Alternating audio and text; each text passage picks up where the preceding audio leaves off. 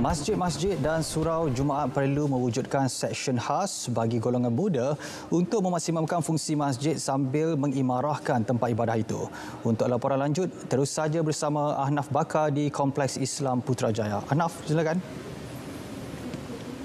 Terima kasih Azam.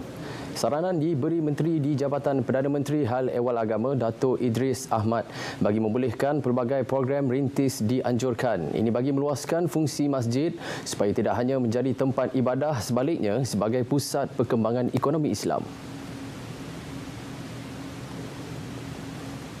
Kita mengadakan dengan kita panggil beberapa pembentangan kertas kerja dan pengalaman-pengalaman daripada masjid-masjid yang berjaya, dan kita nak melihat bahawa masjid ini akan mewujudkan satu inovasi yang baik di kalangan pengurus-pengurus masjid dan juga pegawai masjid, dan kita tak nak masjid itu hanyalah sebagai yang kita nampak sebagai untuk semayang semata-mata, malah masjid juga adalah merupakan tempat untuk membangunkan sosial ekonomi, untuk bermasyarakat dan juga untuk di segi pusat keilmuan. Itu yang saya nak masjid-masjid di wilayah Persekutuan ini dapat diwujudkan. Alhamdulillah. Beliau terdahulu merasmikan Majlis Persidangan Pengerusi Jawatan Kuasa Karya Masjid dan Surau Jumaat Wilayah Persekutuan di Masjid Wilayah Kuala Lumpur.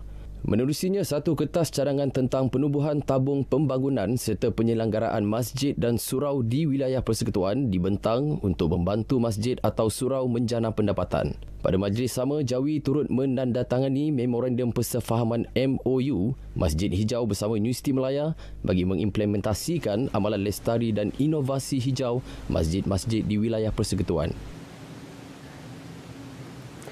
Sejumlah RM235,000 disumbangkan kepada masyarakat orang asli Kuala Mu, Sungai Siput, Perak menerusi program Santun Mahabbah Anjuran Bahagian Dakwah Jabatan Kemajuan Islam Malaysia JAKIM.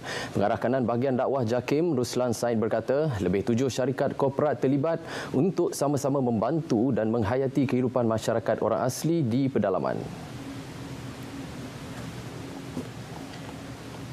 Dan kita telah pun berjaya untuk mengumpulkan sumbangan-sumbangan daripada syarikat-syarikat korporat bagi tujuan menjayakan program pada kali ini. Alhamdulillah, sejumlah RM235,500 yang telah kita bawa pada kali ini, dan untuk kita sampaikan kepada masyarakat sama dalam bentuk barangan, keperluan dan juga dalam bentuk kewangan untuk perbaikan surau, untuk pembinaan surau dan sebagainya. Sumbangan diagihkan dari rumah ke rumah sambil menyantuni masyarakat setempat.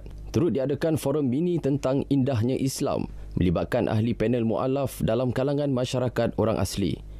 Sumbangan syarikat-syarikat korporat amat dialulukan sebagai satu khidmat sosial korporat demi manfaat golongan yang memerlukan. Pameran 14 dinasti dan satu wilayah bertemakan sejarah dan kebudayaan dunia Islam menjadi platform menyatukan artifak-artifak penting dalam pemerintahan Islam.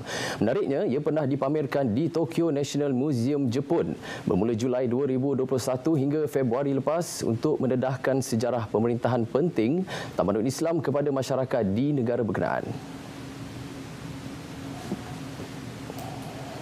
Menurut Kurator Muzium Kesenian Islam Malaysia MKIM, Suhaila Muhammad Nazaruddin, walaupun pameran di Jepun berlangsung dalam tempoh pandemik di Tokyo, ia berjaya menarik 125,000 pengunjung. Pameran ini menceritakan tentang apa keistimewaan yang kita boleh tengok daripada zaman dahulu, zaman wujudnya Islam pada zaman dahulu, dan bagaimana proses mereka menghasilkan.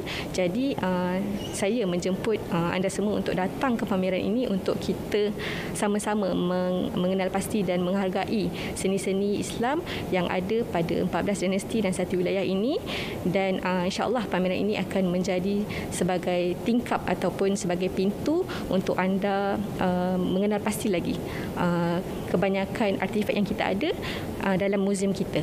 Kisah artifak yang menjangkau usia 1000 tahun itu bermula dengan zaman Rasulullah SAW dan berakhir dengan pemerintahan dinasti Uthmaniyah di Turki dan Qajar di Iran pada awal abad ke-20 Masihi.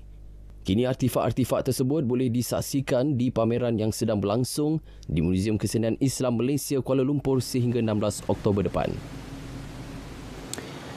Bahan itu tadi mengakhiri lintas langsung dari Kompleks Islam Putrajaya. Kembali ke Angkasa Puri untuk bahan berita selanjutnya. Assalamualaikum.